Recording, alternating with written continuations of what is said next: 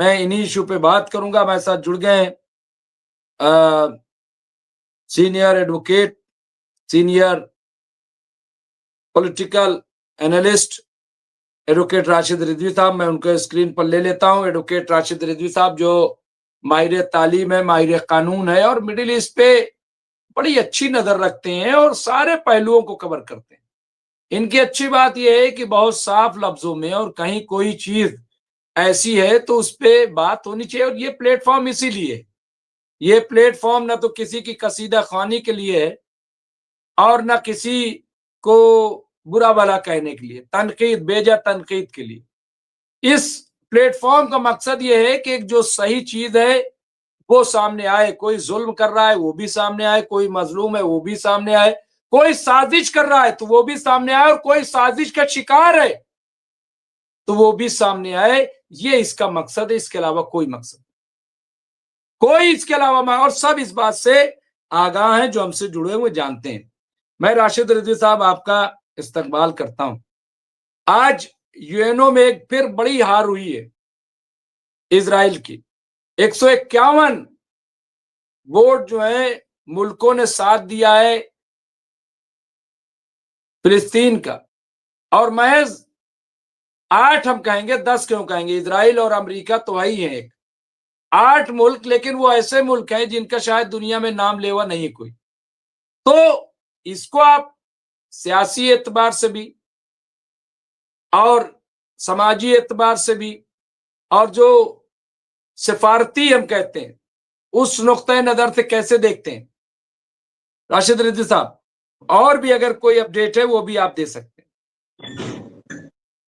मुमताज भाई देखिए, यूएनओ में कोई पहली हार नहीं है इजराइल की। इससे पहले भी आपने देखा होगा यूएनओ में ऐसे ऐसे वोटिंग हुई है कि पूरी दुनिया एक तरफ, सिर्फ इजराइल और अमेरिका एक तरफ, यही 2 मुल्क एक तरफ थे, बाकी सारी दुनिया एक तरफ थी। लास्ट में अमेरिका वीटो लगा देता है। तो इनको अपनी जीत के लिए हर हथकंडे अपनाने पड़ते हैं, हार से बचने के लिए हर हथकंडे अपनाने पड़ते हैं। और ये हकीकत है, इसमें कोई दो राय नहीं है कि पूरी दुनिया आज इजरायली जुल्म के खिलाफ खड़ी हुई है। एक स्टेटमेंट आज आया था स्पेन के प्रेसिडेंट का। उनका कहना था कि हमने जो साथ दिया, हमने जो समर्थन में बात की फिलिस्तीन की, उसके बदले में हमको टारगेट किया जा रहा है, स्पेन को टारगेट किया जा रहा है। तो अब आप ये देखिए कि हथकंडे कैसे कैसे अपनाए जा रहे हैं। जो आपने कहा था कि 8 मुल्क और थे और छोटे छोटे थे, तो ये सब वही मुल्क हैं जो अमेरिका के इशारे पे नाचते होंगे। ये वही मुल्क आए होंगे जिनका अपना कोई वजूद नहीं होगा। ये वही मुल्क होंगे कि जिनका अपना कोई वजूद नहीं, वो अमेरिका के इशारे पे नाचने वाले या इजराइल के इशारे पे गिनती बढ़ाने के लिए कि कम से कम इजराइल के समर्थन में कुछ तो लोग आए। इससे पहले तो मैंने देखा था, आपने भी देखा होगा कि पूरी दुनिया की मेजॉरिटी एक तरफ, इजराइल और अमेरिका आए एक तरफ। अब बहुत से इजराइल के समर्थक और अमेरिका के समर्थक ऐसे थे जो वॉकआउट कर गए थे,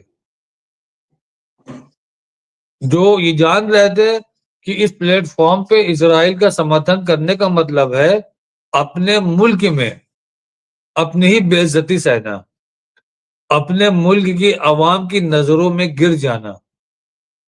इसीलिए वो लोगों ने अपने आप को विड्रॉ कर लिया था। वो लोग वोटिंग में शामिल नहीं हुए थे। सिर्फ अमेरिका और इजराइल ही 2 लोग थे जो इजराइल के समर्थन में वोट पड़े थे। बाद में वो उनकी जो एम्बेसडर थी, लेडी थी, उन्होंने वीटो लगा दिया था।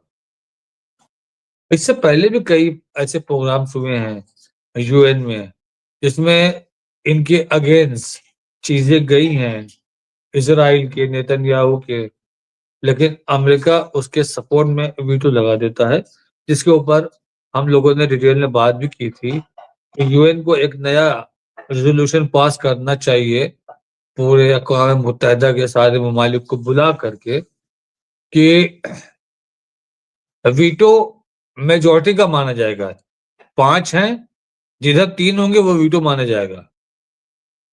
पता चला कि एक आदमी है, एक कंट्री है जो हमारे मुल्क पर अटैक कर रहा है, अटैक पर अटैक कर रहा है, लोग उसकी खिलाफत में बात कर रहे हैं, लेकिन जब हम पहुंचते हैं यूएन में उसका कंडम करने के लिए, उस पर पाबंदी लगाने के लिए, तो उसके समर्थन का एक मुल्क आकर के वीटो लगा देता, सब खत्म हो जाता है। फिर हमारी सुनने वाला कोई नहीं है। तो ये जो एक वीटो पे स्टे हो जाता है ना, इसको हम जस्टिस नहीं कहते हैं, इसको आप जस्टिस नहीं कह सकते, इसमें ये इंसाफ नहीं है। तो जो सबसे टॉप अदालत है यूएन वर्ल्ड की, जब वही जस्टिस नहीं है तो आप लोकल क्या उम्मीद करते हैं? तो मुमताज भाई, हमने कभी भी हमास को लेकर के कोई खुशफहमी वाली बात नहीं कही कि अब हमास ये कर देगा, अब हमास वो कर देगा, हमास ऐसा कर देगा, हमास वैसा कर देगा। हम जानते हैं कि हमास की अपनी कैपेबिलिटी क्या है। देखिए, जमीन के लिए जान दे देना, अपनी जमीन को न छोड़ना, ये एक हौसला है।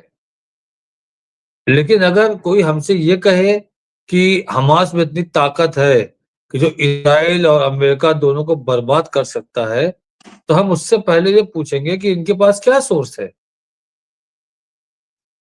वो अमेरिका को कैसे बर्बाद कर देंगे? कितने बड़े उनके पास फाइटर प्लेन है, कितने लॉन्ग रेंज के मोबाइल उनके पास है, क्या है इनके पास? और जहां तक बात हौसले की है, तो उसमें कोई दो राय नहीं है कि जो अपनी प्रॉमिस लैंड कहते थे, वो ईरान की 12 दिन के हमले में छोड़ के इजराइल भाग गए। वो भाग गए छोड़ छोड़ के, और वो कहते थे ये हमारी प्रॉमिस लैंड है।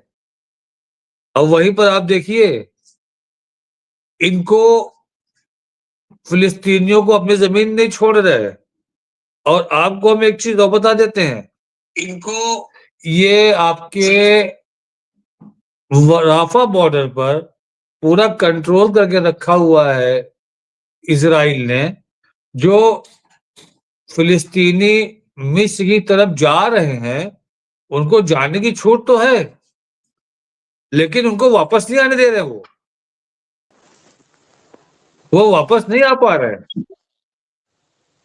तो इसका इसका एक ही मुहिम है कि गाजा को फिलिस्तीनियों से खाली कराओ। जब खाली हो जाएगा तो हमको उस जमीन को कब्जा करने में आसानी रहेगी। आज तो अभी शाम की न्यूज है, नेतन्याहू तो अभी तैयार हो गया है सेकंड फेज के लिए। उसने अनाउंसमेंट कर दिया है कि हम सेकंड फेज के लिए तैयार हैं, सीज फायर के। यानी सीज फायर का सेकंड फेज अगर हो जाता है तो थोड़ा कुछ दिन के लिए और अमन रहेगा। मुस्तकिल तो हम नहीं मान सकते, लेकिन उसने एक चीज और कही है कि जो लोग सपना देख रहे हैं कि आजाद फिलिस्तीन मुल्क बनेगा, वो मैं होने नहीं दूंगा। आज जर्मनी के चांसलर आए हुए थे इजराइल, वहां उनके साथ उसकी डिबेट चल रही थी, ज्वाइंट प्रेस कॉन्फ्रेंस चल रही थी। ज्वाइंट प्रेस कॉन्फ्रेंस में उसने कह दिया कि जो लोग आज सपना देख रहे हैं आजाद फिलिस्तीन का, वो तो मैं होने नहीं दूंगा। और वेस्ट बैंक की जहां तक बात है, वो इजराइल का हिस्सा बन के रहेगा। अब हमको देखना है कि इस बयान पे कितनी निंदा होती है, इस पे कौन कौन क्या क्या रिएक्शन देता है, इसको ये देखना बाकी है मुमताज भाई। तो जिस कदम की तरफ वो चला था, अगर कुछ येलो लाइन वाला मैटर क्लियर नहीं हुआ, तो आप मान के चलिए एक जंग और हुई, फिलिस्तीनियों की एक जमीन और गई। हर जंग उसने जमीन कब्जा किया है। अब वो जंग क्रिएट करवाने वाला आदमी है, वो खुद जंग क्रिएट करवाता है। ताकि हमको बहाना मिले आगे बढ़ने का और जमीन को कब्जा करने का। वरना आप 1948 का इजराइल लिख लीजिए, आवाज का इजराइल लिख लीजिए, पता चल जाएगा आपको। 1947 में भारत और पाकिस्तान दोनों आजाद हुए। पाकिस्तान बांग्लादेश भारत का हिस्सा था, बंटवारा हो गया। जितना बड़ा पाकिस्तान 1947 में था उतना बड़ा आज तक है। हमने उनकी एक इंच जमीन कब्जा नहीं की। जितना बड़ा 1947 में भारत था उतना बड़ा आज तक है। लेकिन आप 1948 का फिलिस्तीन देख लीजिए, 1948 का आप इजराइल देख लीजिए, किस तरीके से उसने विस्तारवादी मानसिकता के तहत लोगों का कत्लेआम किया, जंग का बहाना निकाला, जंग हुई और जमीन कब्जा करता चला गया। क्यों दास भाई? हाँ बिल्कुल सही कह रहे हैं। और ये सूरत हाल है। हमारे साथ जुड़ गए हैं फिरोज बख्त, जनाब फिरोज अहमद बख्त साहब। फिरोज बख्त अहमद साहब, मैं उनका इस्तकबाल करता हूँ, खैर मकदम करता हूँ। सीनियर पॉलिटिकल एनालिस्ट हैं और मौलाना आज़ाद उर्दू यूनिवर्सिटी हैदराबाद के आप चांसलर रहे हैं, कॉलम निगार हैं और मिडिल ईस्ट पे बड़ी गहरी नज़र रखते हैं। बहुत ईमानदाराना यहाँ पे अपने ख्यालात को रखते हैं। मैं उनका इस्तकबाल करता हूँ और वो हमारे सदर भी होते हैं, दुआ भी कराते हैं। तो बहरहाल मैं उनका इस्तकबाल करता हूँ। और मैं फिरोज बख्त साहब, आज जिस तरह की बातें आई हैं, हमने कई बार कहा था कि ऐसा होगा और फिर उसका इशारा है कि जो पुतिन और मोदी जी मिले हैं तो ये डी-डॉलराइजेशन की तरफ तेजी से बढ़ता हुआ कदम है और इसमें बहुत सारी चीजें तय हो रही हैं। और ब्रिक्स, खास तौर से जो ब्रिक्स करेंसी की बात है वो भी सामने आ रही है। तो मुझे लग रहा है कि चलिए अभी हम कोई खाका ही नहीं कह रहे कि साहब ये होने जा रहा है, लेकिन जिस तरह का माहौल पूरा बन रहा है, एक चेंज तो हम देख सकते हैं। और अमेरिका भी इसीलिए शायद इतना हाथ पैर मार रहा है। लेकिन मुझे लग रहा है कि अब वो कुछ होगा नहीं, बल्कि ब्रिक्स जो है स्ट्रांग होगा और इसमें तकरीबन 70-80 मुल्कों ने, जो छोटे-छोटे मुल्क हैं, वो भी इसमें शामिल होने के लिए कह रहे हैं, जो लोकल करेंसी में ट्रेड की बात कर रहे हैं। तो मेरे ख्याल से ये अमेरिका की दादागिरी तो खत्म हो जाएगी फिर। जी, बहुत-बहुत शुक्रिया डॉक्टर मुमताज़ आलम रिज़वी साहब आपका, आपके तमाम सामाईन का और हमारे काबिल दोस्त राशिद रिज़वी साहब का। देखिए, ऐसा है कि आपने बात करी पुतिन साहब की और मोदी साहब की मुलाकात की। ये मुलाकात बहुत मानी-ख़ेज़ थी और इससे वर्ल्ड ऑर्डर बदल जाएगा। बदलने के इशारे कुछ अरसा पहले मिल रहे थे और देखिए क्या है, जो दादागिरी अमेरिका की थी, अब तक जो चल रही थी और G7 के ज़रिए जो अमेरिका कर रहा था या जो भी दूसरे ममालिक के ऊपर हमले करके, करा के ये सब कर रहा था दादागिरी, वो काफ़ी हद तक कंट्रोल में आई है, बल्कि मैं समझता हूँ उस दादागिरी का एक तरह से खात्मा हुआ है। और अमेरिका की दादागिरी के खात्मे में 2 शख्सियत जो सबसे ज़्यादा अहम हैं, ऐसे और भी लोग हैं, मैं ये नहीं कह रहा सिर्फ़ वही 2 हैं। उसमें जो ईरान के सुप्रीम कमांडर हैं, वो तो हैं ही सर्वे सर्वा, उसके बाद पुतिन और मोदी साहब भी हैं। तो ये वर्ल्ड ऑर्डर बदल रहा है। पावर स्ट्रक्चर जो है पहले जिसका झुकाव अमेरिका और नेटो की तरफ था, अब वहाँ से हट रहा है। तब्दीलियाँ आनी शुरू हो गई हैं, बल्कि I mean this world order, new world order is on a fast track. ठीक है? अब इसका इम्पैक्ट जो है वो यहाँ पर वेस्ट एशिया में भी पड़ने वाला है, बल्कि पड़ना शुरू हो गया है। अभी आपने फरमाया कि वो बल्कि राशिद साहब ने फरमाया कि एक जंग और हुई तो नेतन्याहू कब्जा कर लेंगे एक और हिस्से पे फ़लस्तीन के। देखिए ये तो 75 साल से होता चला आ रहा है और कब्जा नहीं कर लेगा, वो तो कब्जा उसका ऑलरेडी है। बस ये है कि ठप्पा नहीं है, ठप्पा लगा लेगा उस पे वो। वेस्ट बैंक देखिए, क्या वेस्ट बैंक, रामल्ला वगैरह, जेनिन वगैरह, क्या आप समझते हैं ये इस पर ये फलस्तीनियों के हाथ में है? नहीं, ये इसराइलियों के हाथ में है। ठीक है।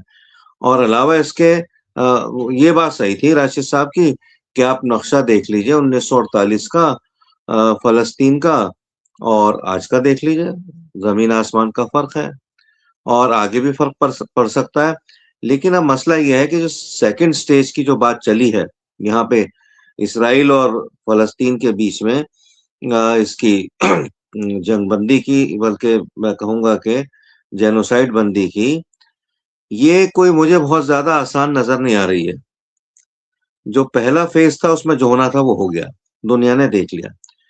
सेकंड फेज मुझे लगता नहीं नेतन्याहू होने देंगे, क्योंकि नेतन्याहू जो है वो मतलब जितने भी हमने अब तक बचपन से अब तक जितने भी हमने देखे हैं नेगेटिव मेंटेलिटी के पॉलिटिशियंस या कहिए जालिम लोग देखे हैं, हमने नेतन्याहू जैसा नहीं देखा। पहली मर्तबा इस किस्म का शख्स हम देख रहे हैं कि जिसने फलस्तीन को तो नुकसान पहुंचाया और साथ ही साथ अपने मुल्क को भी बराबर से नुकसान पहुंचाया और पहुंचा रहे हैं ये लोग। तो अब ये है कि ये सेकंड फेज आसानी से होने नहीं देंगे। इन्होंने नए ड्रामे कर दिए, येलो लाइन, रेड लाइन, फलाना ढिमकाना, है सब चीजें। अब ये इसलिए इन्होंने कर दिए कि जो ग्रेटर इसराइल का इनका प्लान था वो तो अब देखिए लगता नहीं हमें वो अब अमल में आएगा। इनका वो प्रोग्राम भी अमल में नहीं आएगा जिसमें ये सोच रहे थे कि हम नेस्तो नाबूद कर देंगे हमास को। ठीक है। तो अब ये बड़े बौखलाए हुए हैं, कह रहे हैं जी हम टू स्टेट नहीं बनने देंगे, टू स्टेट पॉलिसी, ये सारा हम कुछ नहीं होने देंगे और हम अपना पूरा कब्जा रखेंगे। कहने में क्या हर्ज है, कहने में तो कोई कोई बुराई नहीं है, ठीक है ना। ये इस तरह से ये नहीं हो सकता। लेकिन अब देखना यह है कि फ्लोटिला जैसे चला था, नेतन्याहू की जो ये गीदड़ भभकी है या धमकी है या जो भी ये नाजायज किस्म की बात कर रहे हैं कि मैं ये नहीं होने दूंगा, मैं फलस्तीन नहीं बनने दूंगा, ये जो इस तरह की खुराफाती बातें हैं, अब देखना यह है कि इनके खिलाफ कौन उठता है। मगर अब मसला है कोई भी खिलाफ उठे, यूएन उठे, कोई कुछ मुमालिक के बयान आए, ये मोटी खाल जो है इसराइल ने अपनी बना ली है। ये किसी की बात नहीं सुनता, ये सिर्फ वो करता है, वो गैर कानूनी बात करता है जो उसके दिल में होता है। अब देखना हमें यह है कि आखिर कब तक इसकी दादागिरी चलेगी इसराइल की। ठीक है। अमेरिका का हमें पता नहीं, अमेरिका तो हमेशा इसका साथ देगा, कम वोट में कुछ भी हो जाए। अमेरिका इसराइल से अब हटने वाला नहीं है। ठीक है। इनका ऐसे ही रिश्ता है जैसे माँ के पेट में बच्चे का रिश्ता अम्बिलिकल कॉर्ड से होता है, वही अमेरिका का इसराइल से है। अब देखिए, अब ये जो सूरत हाल है, कोई ये हम देखिए 75 साल से बहुत खराब है, 2 साल से ताबड़तोड़ हो गया मामला। ठीक है। ये जो 2 साल में आप देख रहे हैं ना, जो देखा है हम लोगों ने, 75 साल से ऐसा ही होता चला आ रहा है। वो किस्तों में था और ये बड़ी रकम में हो गया।